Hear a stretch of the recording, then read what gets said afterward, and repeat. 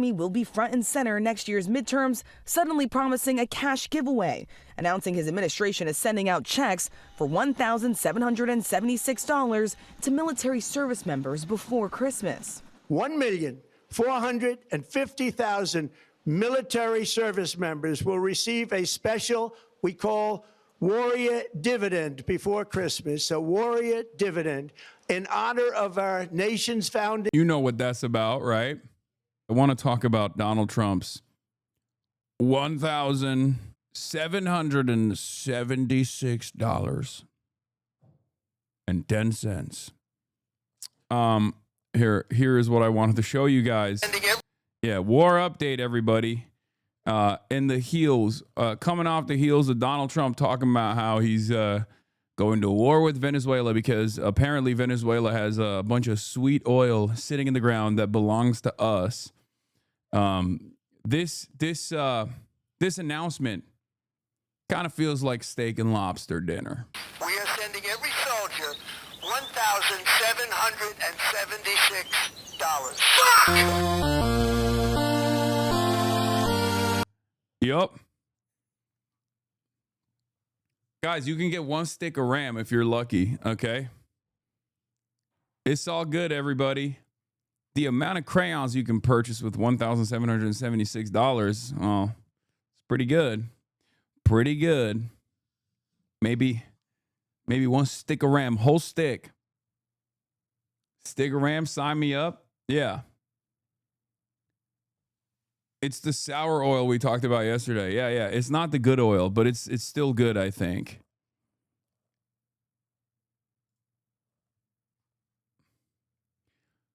Hasan, when you look at the current situation in Venezuela, do you interpret the crisis as a shift from state-centered socialism towards a form of state-managed capitalism, or as a more complex geopolitical restructuring where sanctions and external pressures reshape the country's class dynamics?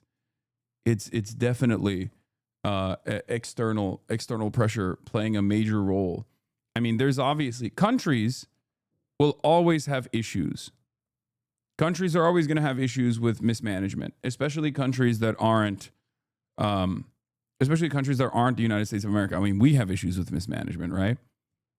But when you actually lean into certain pressure points and cause instability, when there are competing factors with ideological and material needs, especially those in the capital ownership class that do not like where the country is heading, and they align with this major imperial superpower to destabilize the country further and to actively do coups d'etats, some of which that fail, many of which that fail. And then on top of that, you get the mother load of sanctions. It's not going to be easy to recover from that. In that process, you are going to make decisions that are repressive. Political repression is going to be commonplace. This is not an excuse for said leadership. It's just a recognition of how people get there. Anyway, U.S. soldiers suspect deployment of steak and lobsters hit DFAC menu. Yeah. Has steak and lobster. How's your steak and lobster? All right, damn near decent. How's yours? I'm ready for war. We're going to war. I might have to double it. I had to run it back. So much. I like a little of it. Steak and lobster. You know what that means? We are going to war. To war we are going. I'm eat good now. This is an old video? No, I know this is an old video. Wait, what? Chat, I know this is a compilation of different times when they've served steak and lobster. I'm saying that the reason why we're showing you this video is because it's an explanation. I'm explaining the concept for people that don't know. Usually before there's like any sort of serious military action, any sort of like serious escalation, soldiers get served steak and lobster dinner before deployment. It's a telltale sign of things to come. Joke explanation stream, I know. Y'all prepare yourself because we must be going to war or something. We gotta be going to war. Ain't no way.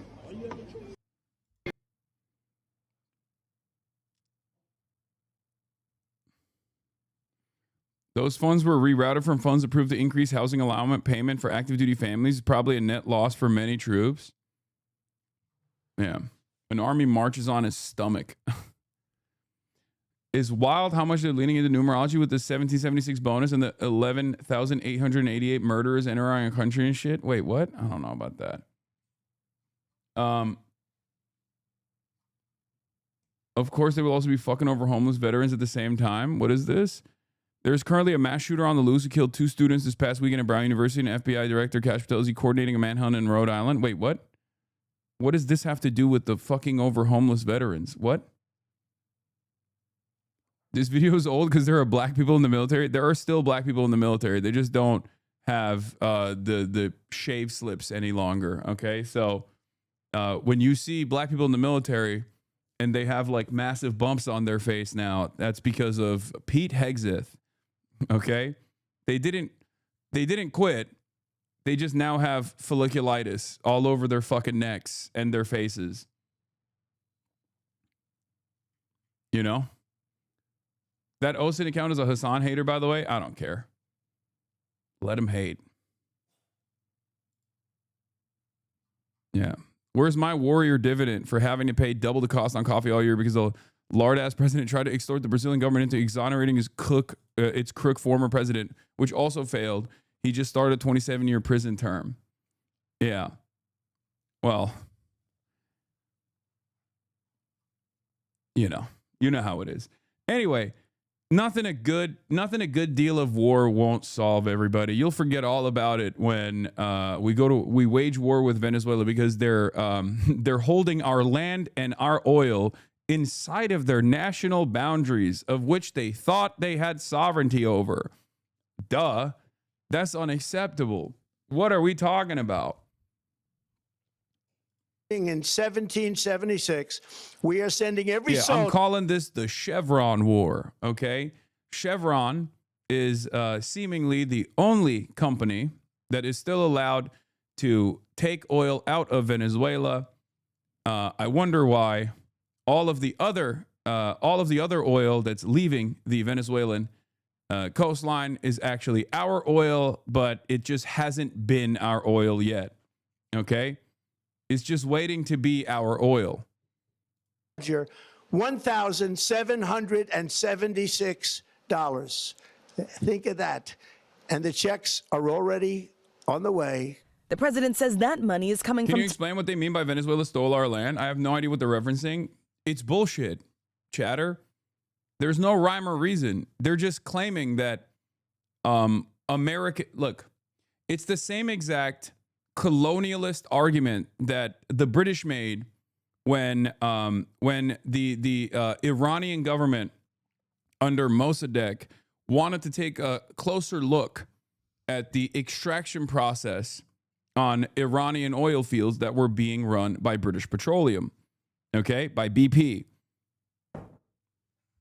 It's the exact same argument. They're like, oh, we built those refineries, which is bullshit. But regardless, like Americans built those refineries.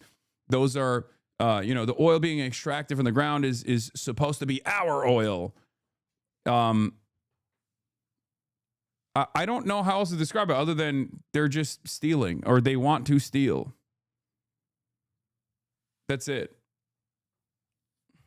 BP stands for British Petroleum? Yes.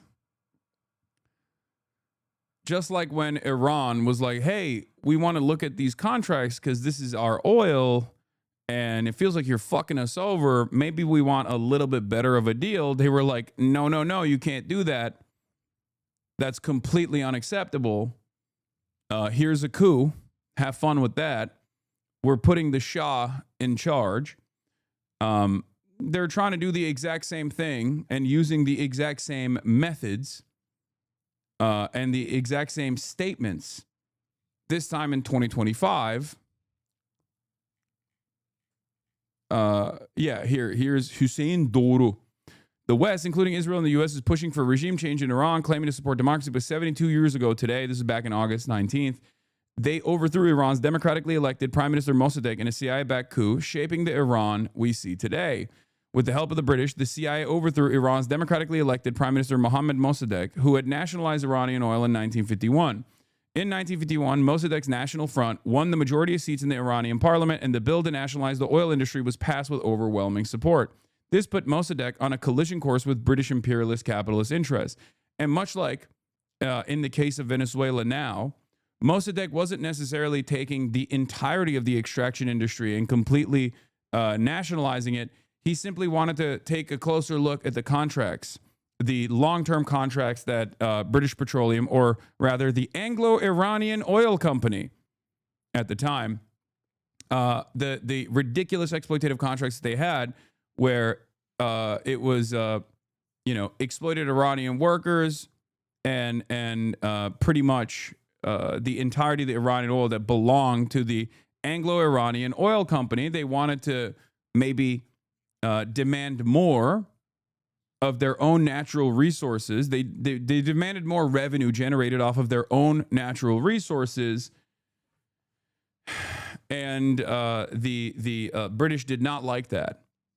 Instead of offering them a fair deal potentially, or negotiating with the Iranian population on what I consider to be one of the most justifiable points, they chose to overthrow the democratically elected Iranian government and install the puppet leadership of the Shah, which was incredibly ruthless, incredibly oppressive, torturous regime, really, and that, of course, led to the Iranian Revolution. But this is initially something that America involved itself in. If you're wondering how Khomeini came into power, this is how. Okay? And if you are also wondering why, like, people consider the Ayatollah to be a revolutionary figure, this is also the reason, right? Today known as BP, rejected Mossadegh's offer of talks and told British technicians that they shouldn't work with their counterparts from the new national Iranian oil company. British warships also blockaded the Abadan oil refinery. The British government imposed economic sanctions on Iran, banning the export of sugar and steel. All British staff in Iranian oil fields were withdrawn, and Iran was prevented from accessing its hard currency in British bank accounts. British Prime Minister Clement Attlee considered seizing Abadan by force, and his successor Winston Churchill took an even more hardline stance. The British took the case to the International Court of Justice. Still, judges ruled they had no jurisdiction over it. Okay?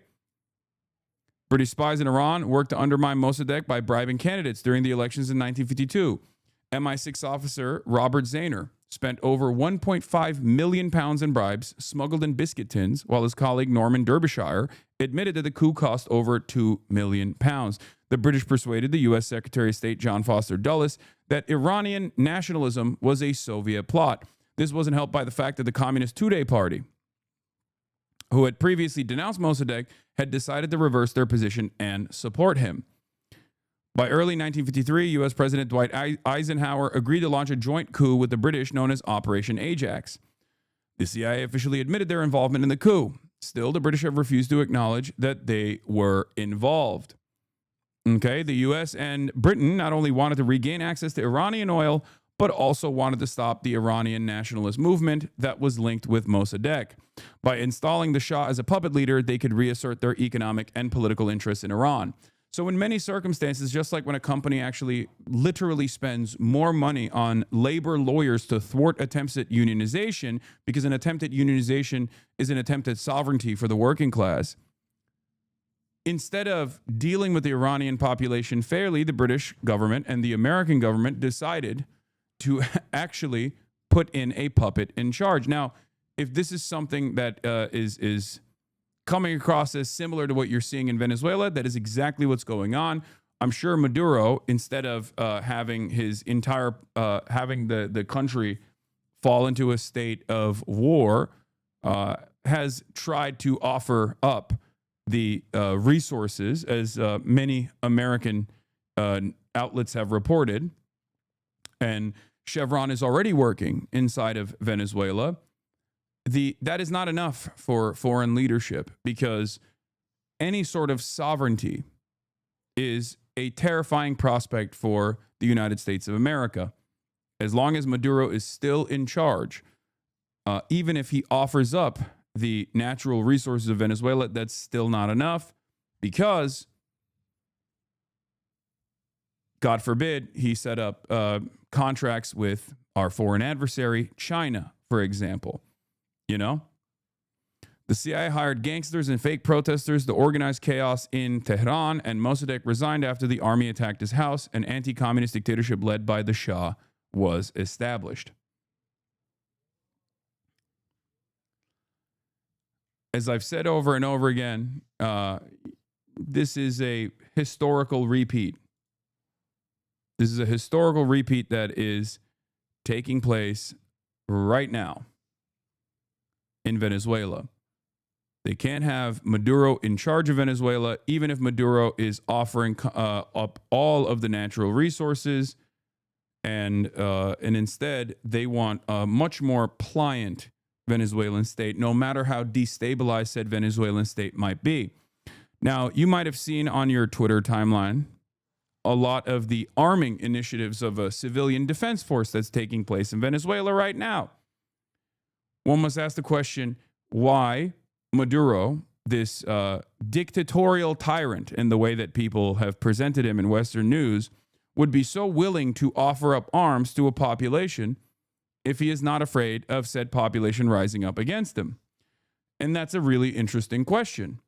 And I think the reason why he's doing that is, one, partially because he is not fearful of these civilian defense forces turning their arms on the Maduro regime, the Maduro administration, but instead knowing full well that if he is dethroned, if he is forcibly taken out, if he is decapitated, okay, if the Venezuelan leadership as it stands is decapitated, they will have the proper training and the proper arms for what comes next.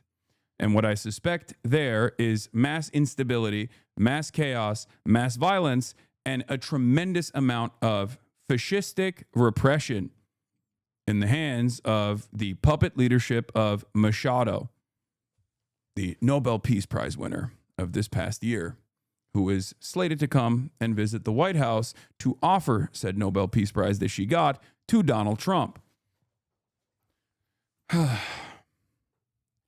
So, I think that the situation is very fucked for Venezuela, and the way that America moves, the way that America works, is basically on a what are you going to do about a policy? The way that America is moving is on a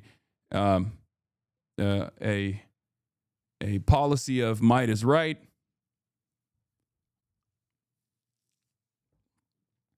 And I think we do not care about the death and destruction that comes along as long as our foreign policy needs are met.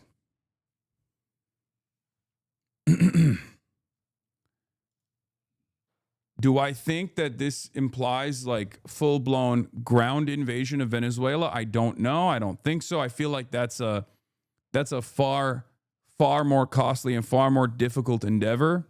I don't know if there is enough appetite for it, but we shall see. Machado met with the IMF, World Bank, and hedge funds to discuss investment opportunities in October, similarly to the investment meetings and the buildup of the invasion of Iraq.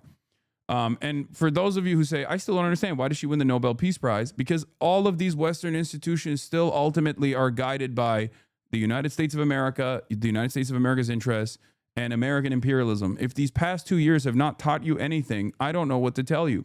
The moments in which some of these institutions want to maintain their legitimacy, their credibility, where they step out of line from the needs and the interests and the goals of American empire, like in the case with Israel, they very quickly get punished. The Trump administration, for those of you who haven't been paying attention, has already sanctioned many of the ICC prosecutors. They have sanctioned the former ICC prosecutor that was tasked with investigating Israel's war crimes. they keep doing it over and over again, and they do it in broad daylight. It's not like this is a hidden thing. This is not like a secret or a conspiracy or anything of that sort. This is pretty open. It's out in broad daylight, and it's it's happening all the time. It's repeating Western hegemony doesn't always need boots on the ground. Economic pressure, sanctions, and political isolation create the same instability.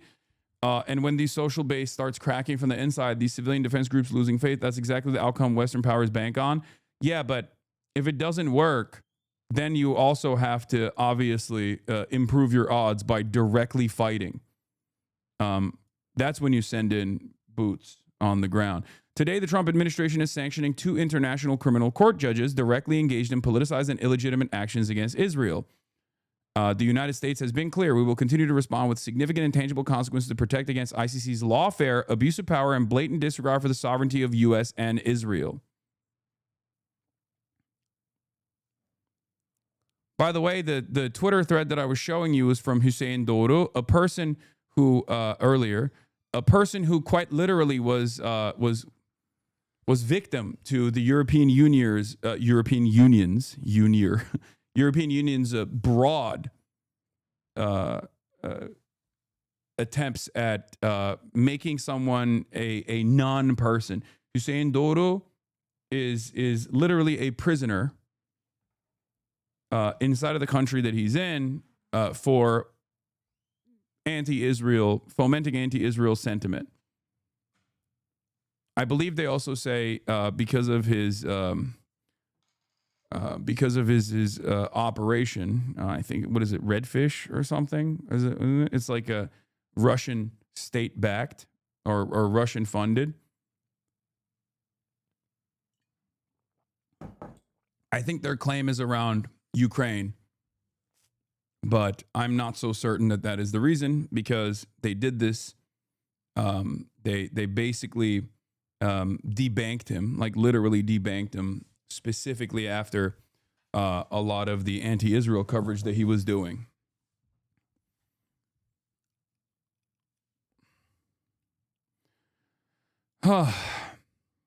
Anyway, but that is where we're at. Also, Trump has announced Hunger Games as well, but let's continue. Tariff revenue.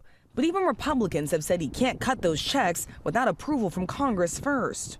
And while he claimed his mass deportation efforts, we Venezuelans, what is this? We Venezuelans don't like Maduro. Stop talking like he's a good guy. I'm really tired of you. You're talking from your ass. That's not how it works. It's giving arms to the most stupid of people, giving arms to all those followers who are taking monetary advantage of following him. We Venezuelans are tired of the shit. Yeah, both things can be true, but don't start his narrative like he's an amazing guy. Is there any point where I said he's an amazing guy? I didn't. I don't care.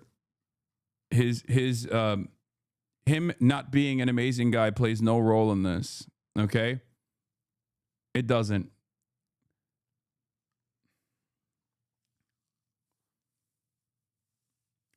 As someone from a country that has been a historic Cold War ally, a NATO nation, I personally saw what took place when there was an American-backed coup d'etat that failed in Turkey. That only led to more repression and more power in the hands of a singular man. He was able to successfully implement a referendum. If you don't like Maduro, the best thing you can do is demand no American intervention. Okay? No American intervention in Venezuela. And yet, America has one speed. There has never been, you said he gives arms to his people and is not afraid of getting shot. No, I'm saying that he's giving arms to his people and he has no fear of getting shot right now. And in the scenario where he is taken out of power, he's giving arms to the people because he knows that the people will inevitably fight back against the Machado puppet state. That's why he's doing it. It's a contingency plan. But the whole point is, if you were this despotic, dictatorial tyrant that every single person despises in the way that he is presented, with no popular support whatsoever, even though his support has diminished over the years. And for the most part, he was just like leaning into the charismatic leading to the charismatic and popular leadership of Chavez. He was greatly eating off of the Chavista movement. And year over year, because of his mismanagement, because of his repression, and also on top of that, because of a lot of foreign entanglements, foreign involvements that have made life a living hell in Venezuela, and his response to such initiatives have obviously been more forceful, okay? Ultimately, the Chavista movement that backed him initially has fallen. I wouldn't say like it's completely gone away, but it's nowhere near as powerful or as popular as it once were. Okay?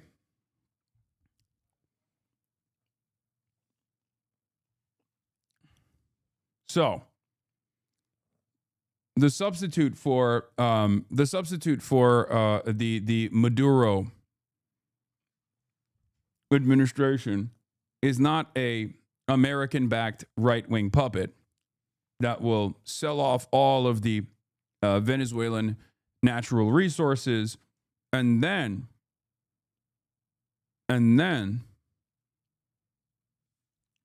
due to the additional instability caused, like you think, listen.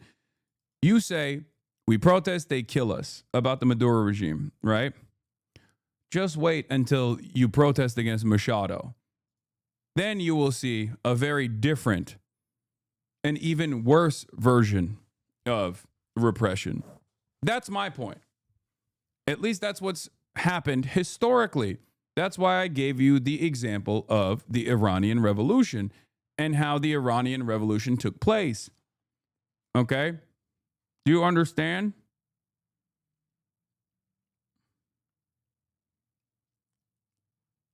Even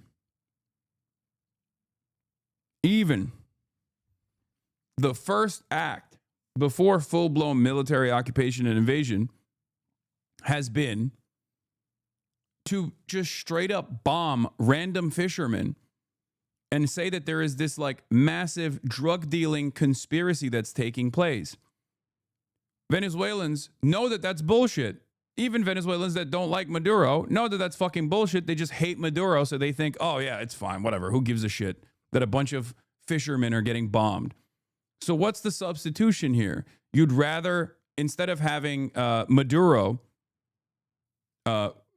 engage in like ruthless crackdowns on protests against the Maduro administration, you'd rather have American bombs blow up the Venezuelans? Is that what it is? Like, you're just exchanging leadership from one guy that you say is ruthless to another faceless, lifeless entity that has not even made an attempt to act like he cares about everyday Venezuelans. Okay?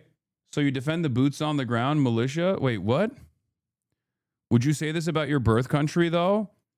My birth country is the United States of America, and boots on the ground... Do you mean I understand why there are militia movements? Yes. Forming against potential American invasion? Yes, I think they are right to do that.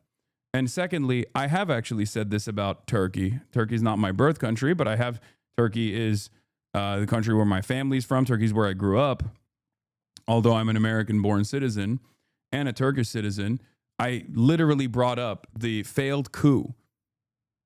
There was an opportunity for two separate options. Either you continue with the repressive Erdogan regime, or you allow an American puppet state to be implemented in Turkey, Fethullah Gülen. My preference was Erdogan over Fethullah Gülen.